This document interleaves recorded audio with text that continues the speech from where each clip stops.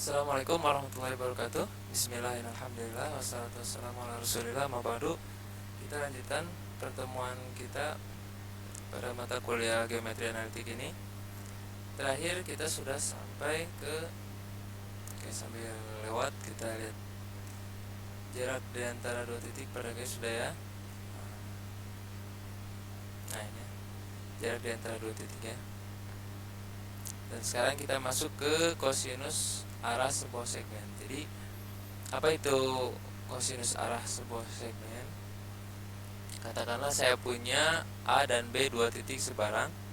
Kosinus arah segmen AB, kosinus arah segmen AB ya, didefinisikan sebagai kosinus sudut, maksudnya kosinus dari sudut yang terbentuk antara segmen AB berturut-turut dengan sinar garis yang melalui titik A sejajar sumbu X positif dan sumbu Y negatif.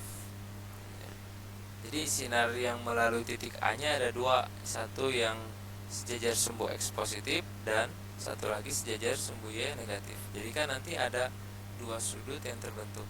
Nah, katakanlah itu sudut alfa dan sudut beta. Nah, keduanya itu kosinus sudut dari kosinus arah dari segmen AB. Nah, kalau kita lihat ilustrasinya begini. Saya punya segmen AB, katakanlah begitu. A-nya di sini, B-nya di sini. Nah, kosinus sudutnya kosinus arah dari segmen AB-nya yang mana? Berdasarkan definisi tadi, bahwa kosinus arah segmen AB itu kosinus sudut yang terbentuk antara segmen AB dengan sinar yang melalui titik A searah sumbu X positif, artinya dari A ke C ini ya, sinar AC. Nah, sudutnya yang mana? Sudutnya kita ambil sudut terkecil. Jadi kan bisa yang alfa ini, bisa yang alfa ini ya, bisa yang ini dari segmen AB muternya ke sini ya, ke belakangnya, jadi lebih besar. Nah, kita ambil yang paling kecil, sudut terkecilnya, yaitu sudut yang alfa ini ya. Kemudian sudut yang satu lagi yaitu sudut yang terbentuk antara segmen AB dengan sumbu Y positif, atau di sini dengan maksudnya antara segmen AB dengan sinar AD gitu ya, atau dengan sinar yang melalui titik A dan sejajar dengan sumbu Y positif, atau sinar AD di sini digambarkan ya. Jadi kan sudut yang terbentuknya bisa beta ini, bisa juga lewat bawah sini ya, lewat bawah sini lebih besar. Nah, kita ambil juga yang terkecil gitu ya. Nah, jadi kosinus arah sebuah segmen atau kosinus arah segmen AB di sini adalah kosinus dari alfa ini dan kosinus dari beta ini. Jadi kosinus arah itu selalu berpasangan ya, ada dua ya. Karena sudut yang terbentuknya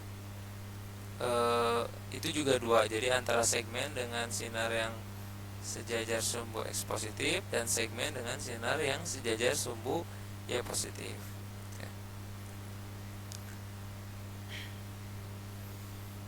Nah, kalau kita lihat, kita keluarkan dulu. Nah, kalau kita lihat berdasarkan definisi tadi kan segmen AB, sudut antara segmen AB dengan sinar yang melalui titik A sejajar sumbu X positif ini ya. Nah, untuk menentukan kosinus dari sudut ini, sudutnya ini saya pakai contoh saja, jadi ada angkanya pasti. Cuma kalau kita perumum, kalau kita buat umum gitu ya, katakanlah sudutnya alfa,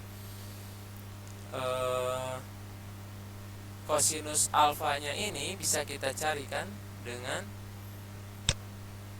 begini ya. dengan trigonometri biasa. Sudutnya atau kosinus alfanya bisa kita cari dengan trigonometri seperti biasa. Jadi sudutnya kosinus dari alfa ini kan berarti samping ini kan AC atau segmen AC ini, kalau di sini ya, kalau dicontoh segmen AC atau panjang X nya, atau bisa kita katakan karena kita sudah mempelajari komponen skalar, berarti delta X ini dibagi sisi miring ini kan, katakanlah sisi miringnya D gitu ya, katakanlah sisi miringnya D, berarti delta X per D atau X2 min X1 gitu ya, X2 min X1 dibagi D. Nah itu kosinus alfanya. Kosinus betanya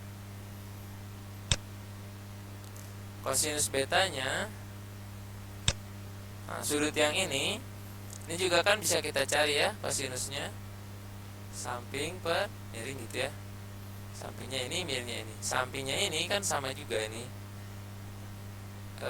delta Y gitu ya, atau sama seperti komponen skalar, delta Y atau Y2 min Y1 dibagi D gitu ya, sisi miringnya. Jadi secara umum dia mau sudutnya dimanapun, katakanlah misalnya kalau tadi ya segmen AB, kalau sekarang misalnya segmen BA gitu ya, sama saja nanti, kalaupun nanti ketemu cosnya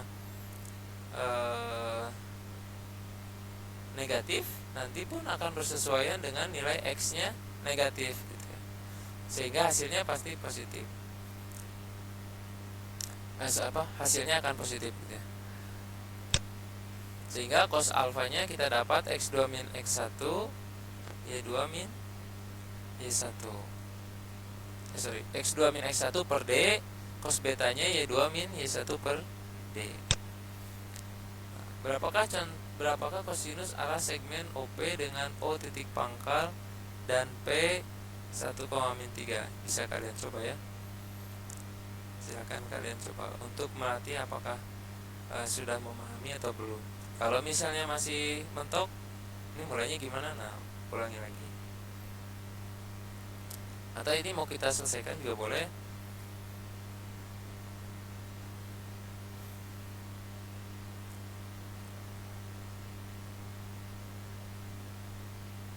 Selesaikan saja. Berapakah kosinus arah segmen OP dengan O titik pangkal dan P 1,-3? Jadi kita punya OP 1,-3 ya. Ya kalau kita gambar nih, kira-kira beginilah.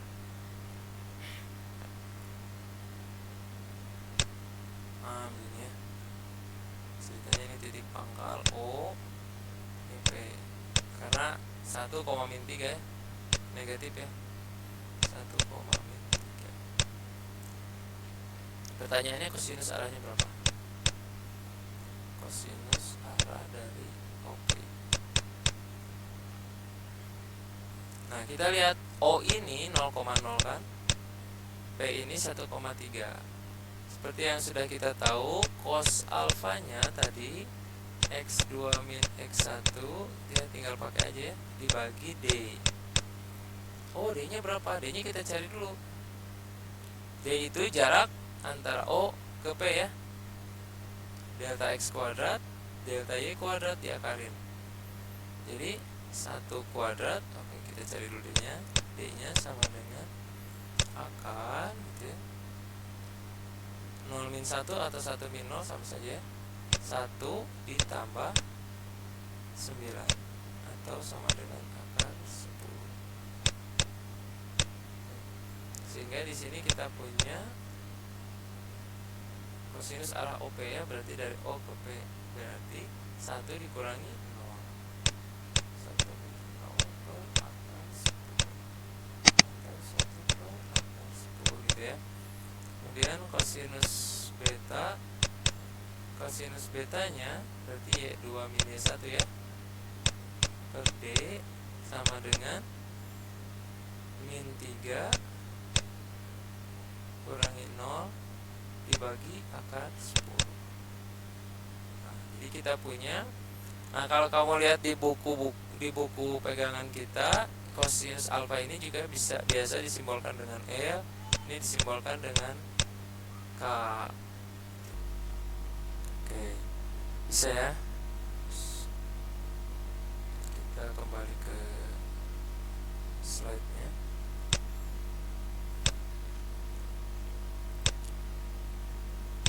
Ini ya. Nah, ini ada 4 soal, bisa kalian coba dengan cara yang sama seperti tadi. Dan kita dengan menggunakan definisi yang tadi ya. Kemudian selanjutnya ada vektor bidang. Vektor didefinisikan sebagai himpunan segmen-segmen garis berarah yang terletak pada bidang yang mempunyai besar dan arah yang sama, dan salah satu daripadanya dapat mewakilinya. Misalkan U dan V ini vektor, dikatakan sama jika komponen-komponen skalarnya sama, maksudnya itu. Jika komponen skalarnya sama. Oke, jadi dalam Cartesius itu kan kita bisa menggambar beberapa ruas garis berarah. Bisa di sini dengan arah yang sama, bisa di sini arah yang sama, dan ceritanya ini besarnya sama ya, besarnya sama. Nah, ruas-ruas garis berarah ini mereka memiliki panjang yang sama dengan arah yang sama. Nah, hubungannya apa dengan vektor? Vektor tadi didefinisikan sebagai himpunan segmen-segmen garis berarah yang terletak pada bidang yang mempunyai besar dan arah yang sama, dan salah satu daripadanya dapat mewakilinya. Jadi sebenarnya vektor itu himpunan dari segmen-segmen garis berarah. Karena ini secara panjang dan arah sama dengan ini. Kalau dikasih namanya misalnya OP gitu, ini QR gitu ya. OP, vektor OP itu sama dengan vektor QR, ST misalnya, dan juga dengan vektor ST. Ini ceritanya sama gitu. Dan dapat diwakili oleh salah satu daripadanya. Biasanya yang mewakilinya adalah vektor posisi. Biasanya yang mewakilinya adalah vektor posisi. Jadi akan dimulai dari titik pangkal dan berakhir di satu titik pada bidang Cartesius. Jadi vektor yang banyak itu bisa diwakili oleh vektor posisi. Oh ya, sepertinya ada yang terlewat tadi, bahwa hubungan ini ya, kosinus arah ya, hubungan kosinus arah. Kalau kita perhatikan pengerjaan yang tadi ini, nilai cos alfa atau nilai L 1 per akar 10, dan nilai K itu min 3 per akar 10. Jadi L itu sama dengan delta X per D gitu ya. Sedangkan K itu sama dengan delta Y per D. Kalau ini kita kuadratkan, L nya dikuadratkan, K nya kuadratkan, kemudian kita jumlahkan, artinya L kuadrat plus K kuadrat ini akan sama dengan delta X kuadrat tambah delta Y kuadrat per D kuadrat per D kuadrat.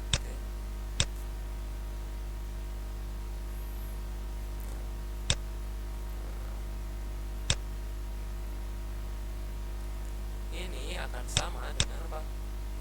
Delta X kuadrat plus delta Y kuadrat per D kuadrat. Kalau kalian ingat, D kuadrat ini sama juga seperti delta X kuadrat ditambah delta Y kuadrat, ya enggak? Jadi ini akan sama saja dengan D kuadrat per D kuadrat. Jadi L kuadrat plus K kuadrat itu sama dengan nilainya 1. Artinya apa? Artinya kosinus arah sebuah segmen itu jumlah kuadrat dari kosinus arah sebuah segmen itu sama dengan 1. Jumlah kuadrat kosinus arah sebuah segmen 1. Sehingga kita bisa menentukan atau bisa melihat mana yang merupakan kosinus arah dan mana yang bukan. Oke. Kalau misalnya kita punya pasangan min 3 per akar 10 dengan 2 per akar 10 misalnya gitu ya. 3 per akar 10 dengan 2 per akar 10. Nah, pasangan ini kosinus arah bukan? Tentu bukan ya. Tentu bukan, karena kalau kita jumlahkan ternyata hasilnya tidak sama dengan 1. Nah, jadi ini juga bisa untuk mengidentifikasi apakah satu nilai itu kosinus arah atau bukan. Oke, balik lagi ke vektor ya. Mohon maaf tadi ada yang terlewat.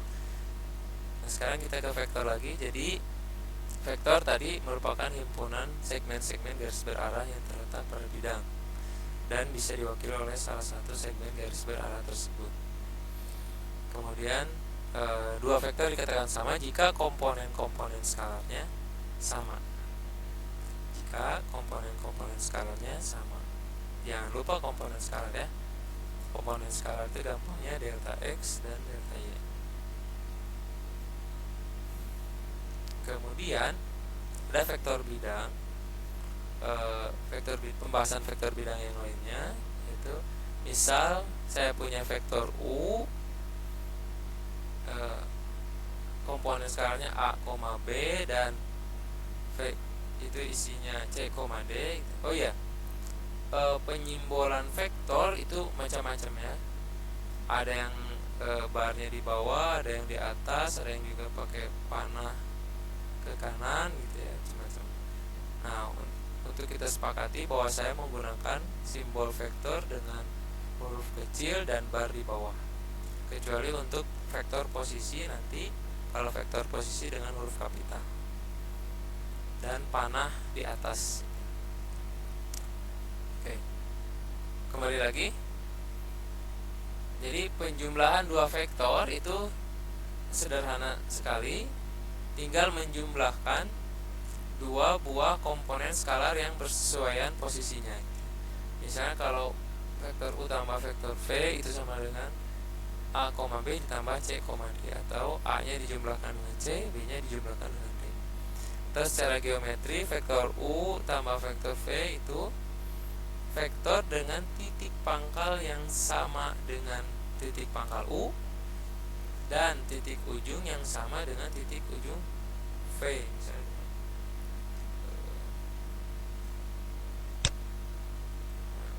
Saya punya vektor,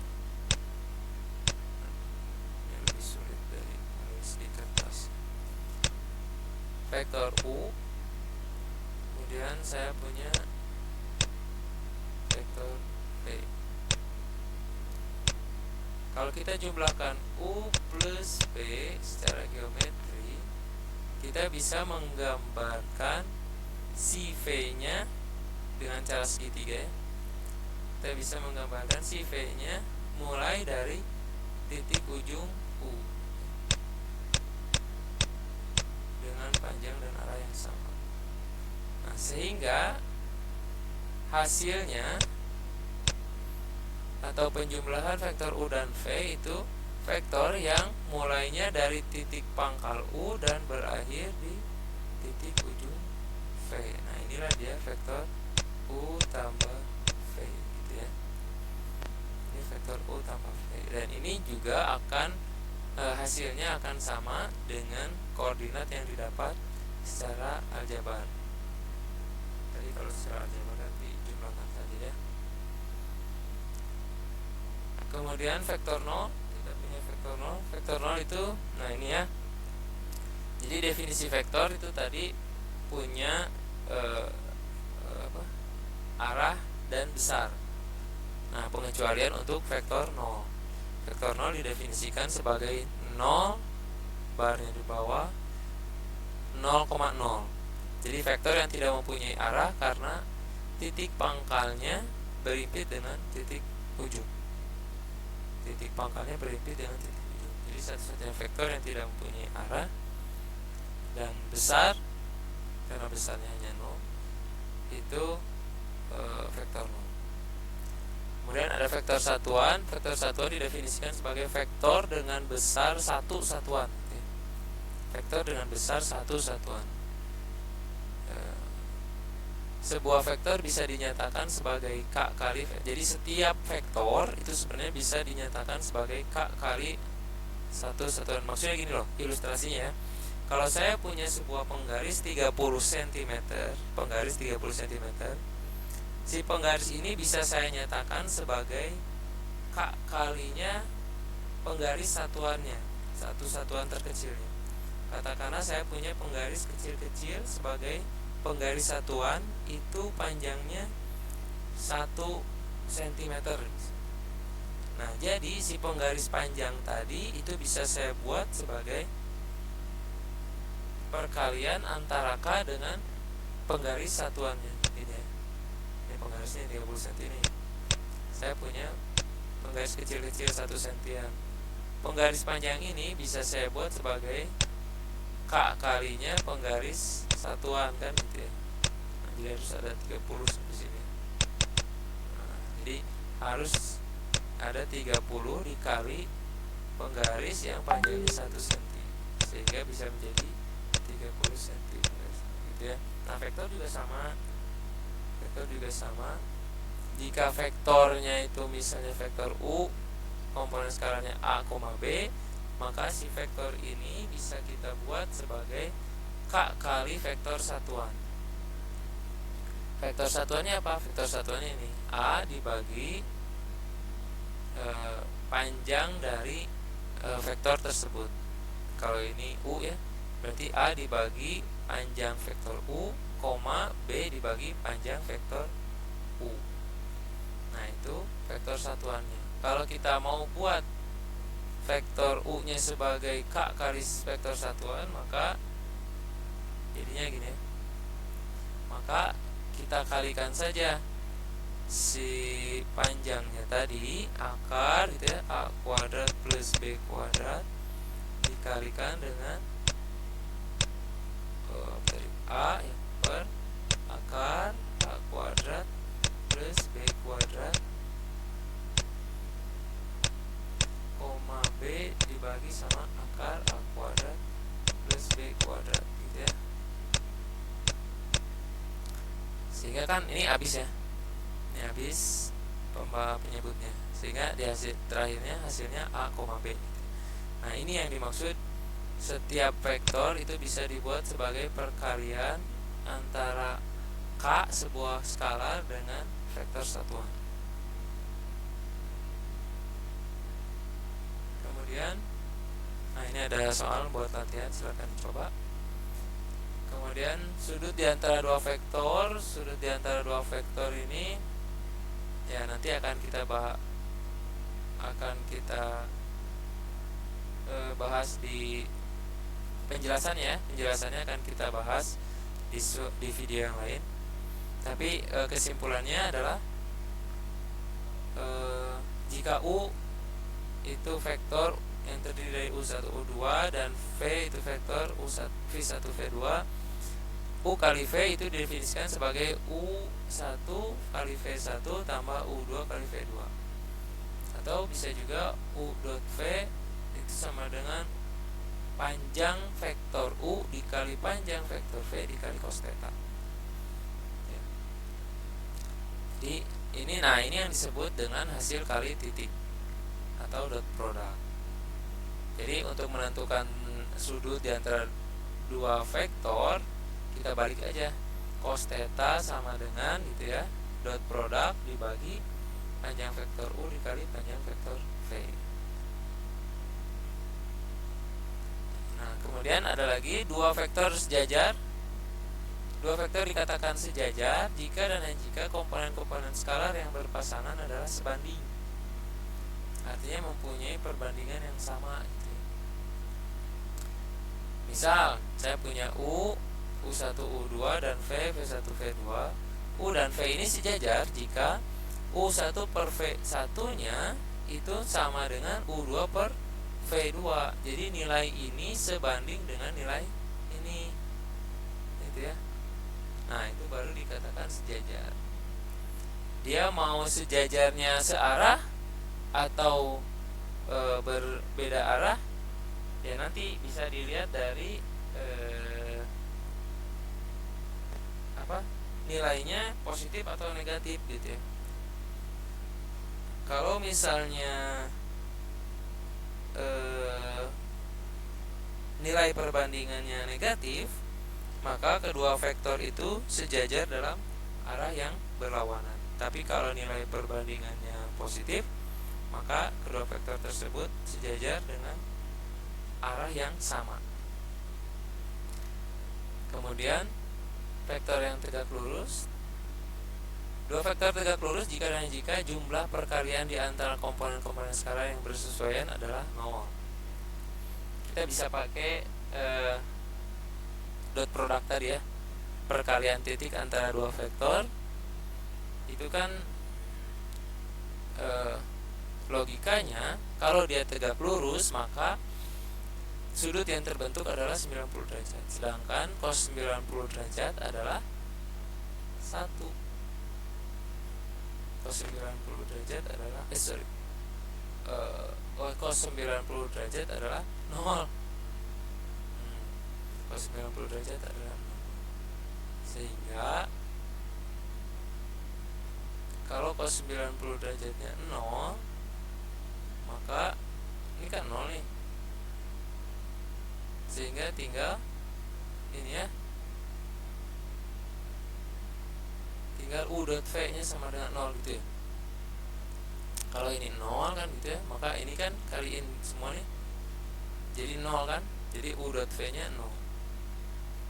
Artinya kalau U dot V nya 0 atau perkalian titiknya 0, maka theta nya 90 derajat, atau sudut yang terbentuk antara dua vektor itu sudut yang tegak lurus.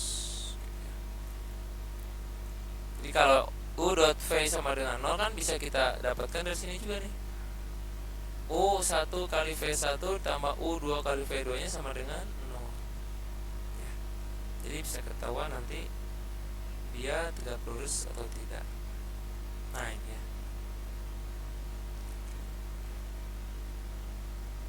Oke, untuk pertemuan hari ini saya pikir dicukupkan sekian. Jika ada yang ditanyakan bisa di Google Classroom. Kita tutup dulu pertemuan hari ini. Subhanakallahumma bihamdika asyhadu an la ilaha illa anta astaghfiruka wa atubu ilaik. Assalamualaikum warahmatullahi wabarakatuh.